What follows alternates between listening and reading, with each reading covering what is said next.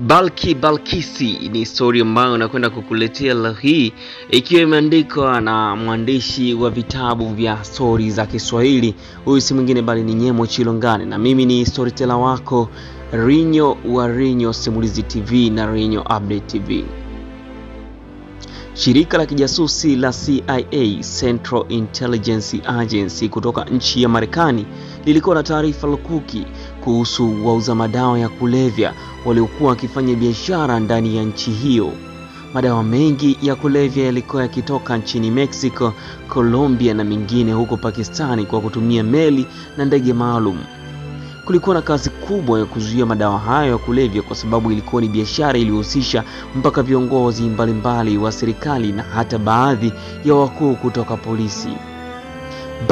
Balkisi. Polisi wengine walikuwa kwenye orodha ya watu waliokuwa kilipwa vizuri na wafanyabiashara wa biashara hiyo.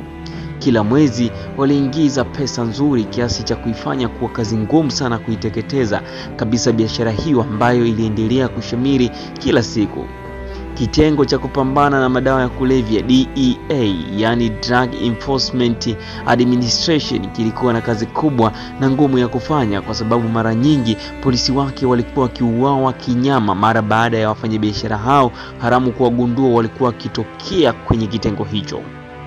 Hofu ikatanda miongoni mwa watu mbalimbali. Wengine wakaamua kuacha kazi kabisa kwa kuwa waliyapenda maisha yao na ya familia zao, ila wale waliokuwa na roho ngumu waliendelea kupambana nao.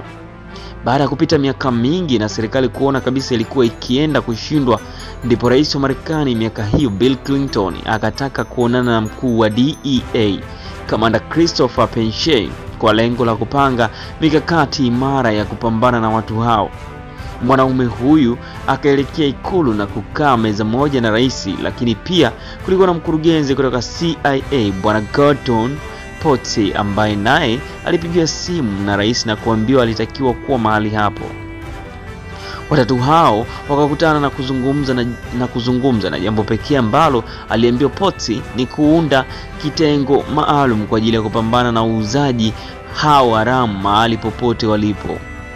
Hao wangekuwa ni maofisa wa CIA ambao wangekuwa wanafanya kazi kwa siri kubwa, na hata kama ingetokea siku moja wakakamatwa, basi wasingeweza kuonekana kwenye system ya wafanyikazi wa CIA wala DEA. Wangekuwa wakifanya kazi kwa kujitegemea, na hata biashara yao ingekuwa ikiingizwa kwa siri kwenye akaunti ambazo hazikuwa kwenye mfumo wa malipo wa CIA wala DEA. Kikao hicho kilitumia lisali moja, wote wakakubaliana yale yaliyozungumzwa humo ikulu yalitakiwa kubaki humo. Wawili hao wakaondoka huku wakiahidi kufanya kazi maagizo yote ambayo rais aliyataka yafanyike pasipo kipingamizi chochote kile. Huo ndio ukawa mwanzo wa kuanzishwa kwa kundi la siri la DEWA, wakiwa na maana ya Death Warrant. Hilo lilikuwa kundi maalum lililokuwa likifanya kazi ya mauaji ya wauza madawa ya kulevya pasipo mtu yeyote yule kufahamu. Lilianzia katika utawala wa Bill Clinton, likadumu katika utawala wa George W. Bush na wengine wote waliofuatia, na taarifa juu ya uwepo wa kundi hili ulikuwa unajulikana na watu wachache kutoka CIA, hasa wale viongozi wa juu kabisa. Walipewa kila kitu walichokitaka, walifanya kazi kwa umakini mkubwa, walikuwa na mafunzo ya kila namna, na baada ya kuingia utawala wa Bush kwa awamu ya pili, na ndipo wakapewa taarifa kuhusu kundi la wauza madawa ya kulevya la Cartel Bravo la Mexico. Walikuwa na viongozi wawili ambao walitakiwa kuuawa, wanaume wawili, Mike Dixon, Edgar Killman na msichana aliyeitwa Juliet Arnold ambaye alikuwa mweusi. Wakaondoka nchini Marekani na kuelekea huko Mexico, huku vichwa vyao vikiwa na ajenda moja tu, kuwamaliza wafanyabiashara wakubwa wa madawa kulevya ambao waliambiwa wawafanyie kazi. Mtu wa kwanza aliitwa Pedro Sanchez na wa pili aliitwa Mendez Pauleta. Hao walikuwa wafanyabiashara wakubwa kabisa nchini humo na walijulikana kutokana na maisha makubwa na ya thamani waliokuwa wakiishi. Walikuwa wakilindwa na vijana wao. Walitoa pesa nyingi kuhakikisha wanakuwa na ulinzi wa uhakika. Ilikuwa ni vigumu sana kuwafikia. Kabla ya kuwafikia hao, kulikuwa na watu 20 ambao walitakiwa kuonana nao kwanza. Walilindwa kwa kuwa walikuwa na pesa nyingi, walisaidia jamii iliyokuwa ikiwazunguka, walijenga shule na hospitali. Yaani walijifanya kuwa watu wema, lakini kwa upande mwingine walikuwa wakiwamaliza watu wengi kwa biashara waliokuwa wakifanya haramu ya dawa za kulevya. Watu hao wakaingia nchini Mexico. Wanaume hao walikwenda kama watalii waliokwenda kutembelea eneo la Silence Zone, ambapo ilikuwa moja ya sehemu adimu duniani ambapo kifaa chochote cha umeme hakikuwa na uwezo wa kufanya kazi hata kidogo. Walijifanya kwenda kufanya utafiti, wakajifanya wanasayansi, kumbe upande wa pili walikuwa majasusi waliokwenda huko kwa lengo la kufanya mauaji ya watu walikuwa wakikubaliana sana nchini humo. Michael na Juliet walijifanya kuwa mume na mke. Walikuwa wamesoma pamoja na kwenda kujifunza zaidi kuhusu Silence Zone, lakini Edgar akajifanya kama mwanasayansi ambaye alikuwa na kazi ya kuandika vitabu kuhusu masuala ya kisayansi. Tena ili kuaminika zaidi, alikuwa na kitabu kimoja cha kisayansi ambacho kwa nyuma kilikuwa na picha yake, kwa mbele kulikuwa na jina kubwa la kitabu na jina lake.